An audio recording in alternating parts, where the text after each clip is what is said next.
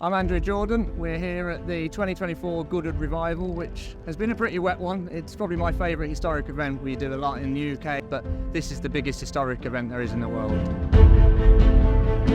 Behind me here is the pre-63 Cobra DragonSnake.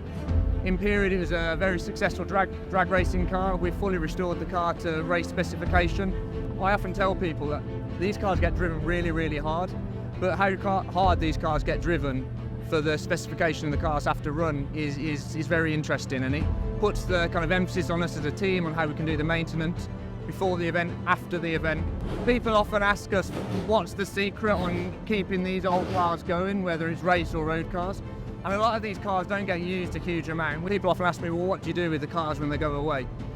We flush the fuel system, fresh engine oil before it goes away to be stored, because you can't just leave a classic car, put it away, and say for the start of the winter and expect to take it out and it'd be tip-top condition with engine internals and stuff like that. So when you store a car, often issues come on things that you can't see, and the fuel tank, fuel lines, you often get condensation when the car is stored. So then when you go to start the car, the condensation obviously doesn't mix with the fuel. The great thing about the Motul fuel stabiliser, it combines the condensation with the fuel in the tank, so when the engine's running, that's then burnt through the combustion of the engine. You know, it isn't a case of just putting the car away, polishing it and bringing it out for the next event. There's a huge amount of pre-event maintenance that goes into the cars from our side as a team. And you can't wait for something to break. You have to be looking for, right, what can we do to prevent any issues, engine-wise, gearbox-wise, on the suspension. So it's a never-ending job, really, looking after these old historic cars.